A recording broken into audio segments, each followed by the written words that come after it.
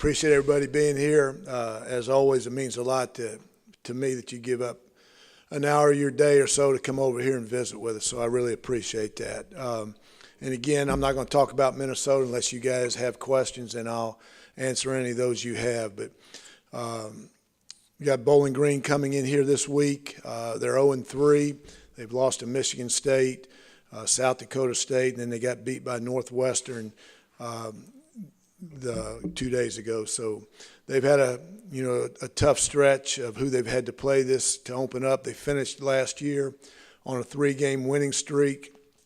So they got a lot of guys coming back. Their running backs are back, the quarterback. They get some dynamic receivers. I think the strength of their team is probably their offensive line. They're mature, they're older, they got good size, and they're pretty nasty up front. So I think that's the strength of their team. Defensively, they're athletic. They're a 4-man front. They're going to give you a lot of change-ups on the back end, and they're very sound in the kicking game. And it was a close, tough game last year against them. Playing in that rainstorm, we kind of pulled away from them a little bit there in the second half. But of any game, and this is coach speak a lot right here, but, as coaches talk about, controlling what you can control and worry about yourself, I think there's nothing ever been more true. And this is what I told our team yesterday. This is about us this week, and we've got to really get better at a lot of places and worry about ourselves and improve this week. And if we'll do that, then we'll have a chance to play a competitive game against Bowling Green. So I'll open it up to your questions. Coach, I think last year their running back went for 150 yards against you guys. How do you slow him down this time around? Well, he's a good player. And that game, last year, especially in the second half, because how bad the weather was conducive to running the ball as opposed to throwing the ball. But we're a lot better defense this year than we were last year. They've got good backs. They got 2 really good backs. And again, it goes back to their offensive line. We've got to do a good job of creating a new line of scrimmage, of trying to get in their backfield to disrupt their plays. We've got to tackle good, and we've tackled, really well so far this year. So, it'll be a challenge, but, one that I know our defense is up to. Coach, as opposed to years past where you opened up or played in an FCS program early, do you think this 3-game stretch where you play 3 Power 5s is a benefit to the team, early in the year, especially with, showing you where you need to improve? I don't know. That's a tough question to answer. We got a lot of guys hurt. It's going to be a different team out there this week. That's the downfall of playing, back-to-back-to-back schools like that. Injuries can happen at any time, and I'm not saying that those injuries wouldn't have happened against somebody else, but it's not easy when you play 3 Power 5 teams.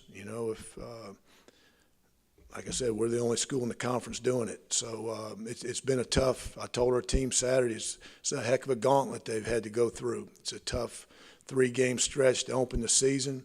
I told them that I was, really disappointed how we played at Minnesota, but I'm not the least bit discouraged. And I believe in this team, and I think there's something to it. We just got to try to, get our guys healthy and improve in the areas that we need to improve on, and worry about this Bowling Green team and not worry about what's taking place these first 3 weeks. What do you think of Brent's chances to play Saturday? He's questionable. How close was he actually to suiting up on Saturday? I know. If doctors weren't invented, he'd have been playing.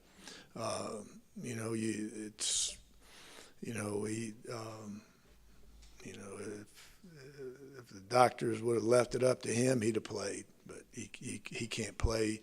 He couldn't have played with the injury that he has. So. His status is still day-to-day? Questionable. Okay.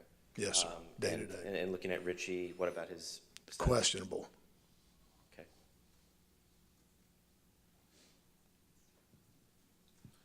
Coach, in the event that Brent can't go this weekend, what do you want John Ursula to focus on most this week in practice in order to ensure that he has a good weekend? Just to be poised, more so in the pocket, work hard in the pocket, protect the football,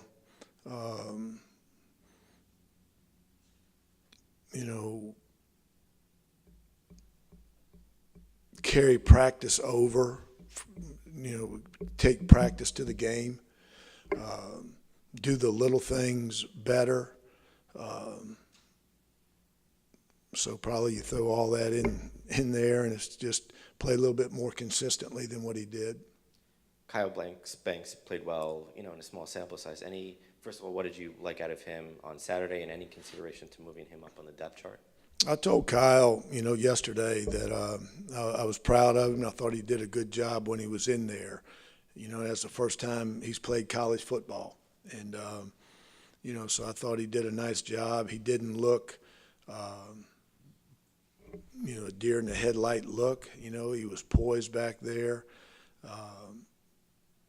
and did a nice job, but there's competition every day, but John's he's our quarterback, our second team quarterback right now. So I got a lot of confidence in John. I think he'll play better. With the competition you faced so far this year, it's been really hard to really gauge what you really have in the running game. Bowling Green allows well over 200 yards per game on the ground. Do you look at this as the opportunity to see what you really have this season? I mean, you can judge pretty good right now. Our running game stinks, and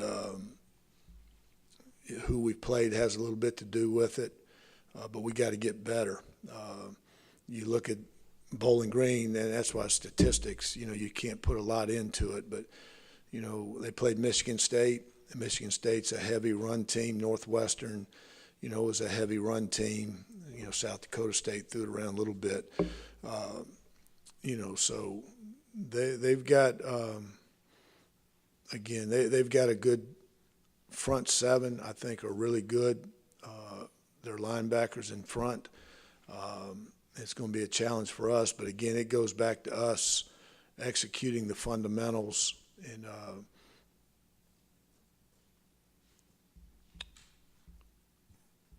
a little bit more disciplined in our technique and how we run the football and how we block on the perimeter as well as inside. Running the ball isn't just your offensive line. It's not just your running back. It's everybody involved in it. So we've all got to, be accountable and take a little bit more pride in the product that, we're putting out there in the run game. Rick, with Brent and Richie banged up, coming off a tough loss to Minnesota, there's a chance that your guys could be down and need a good pep talk here going forward. What do you say to the players who are healthy, who you're going to have to rely on the rest of this season? Yeah, it's, again, it's you never know when your opportunity is going to be called, and when that door is knocked on, you got to be ready to answer it. So those guys, who's ever, behind Brent or who's ever behind Richie or who's ever behind these other guys, it's their opportunity. And, they're here for a reason, and they need to perform at that level. So I tell her, I believe in this team. This team has got something to it. And, people on the – I said Vanderbilt's a good team. Nobody wanted to believe that because of their name. But they just beat the number 19 team in the country and held them to 7 points. So we've played some good teams. We got beat by Vandy. We went up to Syracuse and beat them. And, we got beat by Minnesota. And those guys are 8-1, the three opponents we've played. So we've played a heck of a schedule to start this thing off. And I'm proud of this team. I'm proud of the fight, the character that this team shows and competes with. And, you know, we got to have some guys rise up now. We got to have some guys step up to the plate and perform at a level that the guys in front of them were performing at. So it's going to be a challenge, but everybody's depending on this guy or that guy who's ever taken this guy's place to perform. So hopefully we'll be able to do that better this week than we did last week.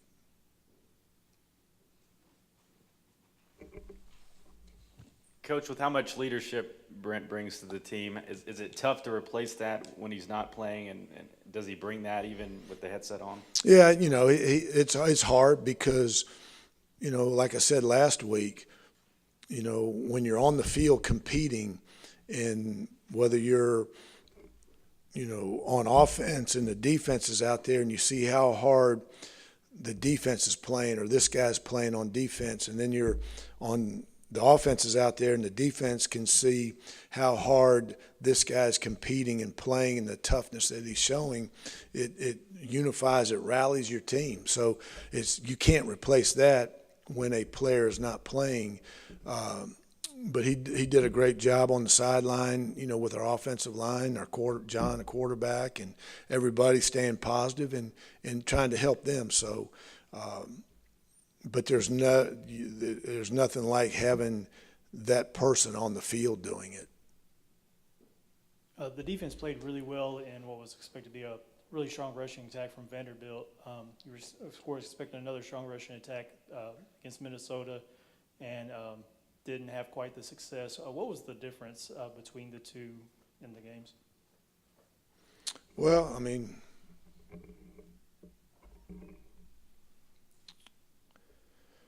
the big thing is I thought our defense tackled extremely well. You got to give Minnesota credit. You know, they had two really good backs, had a huge offensive line. They got a lead. You know, they're, you know, right there for the, end of the half, it's 13-3, you know, with a couple minutes left, and we throw the interception for a touchdown, puts it 20-3 at the half, you know, so we gave up, we had a bad punt, put them on a short field. You know, we had the long kickoff. They had the long kickoff return that put them on a short field. So I think that played a part in it. The big thing is I think that's what they do. You know, they ran the ball more than what Vanderbilt did. Vanderbilt threw the ball more than what Minnesota did. You know, so I think it's just one of those games that Minnesota did, you know, what their MO is, and that's what it was. It came down, they ran the ball, but I thought our defense played really well. I thought we tackled good. We had I think 5 or 6 missed tackles. One was on the little tight end play down the sideline late in the game. But I thought our defense played really well, and if they'll continue, I told them middle of the fourth quarter, third quarter, whatever it was, that we got a dang good defense, and we just keep battling and keep fighting. We're going to get better and better each week. So give Minnesota credit. They got good players, and they executed their game plan. Did time of possession take a toll in that? We held them to less than what they've been averaging, you know, so but, you know, it was – when you look, they got a 6'10", 280-pound tight end, you know, Joker's humongous. And, you know, it just eventually, you know, those 2-yard gains became 4-yard gains and 5-yard gains. And, you know, it's just give them credit. They got a good football team. And they won 9 games last year, and they're 3-0 now. So it's not like, you know, we're going up there and playing Cupcake U. Middle Tennessee, our town, our team.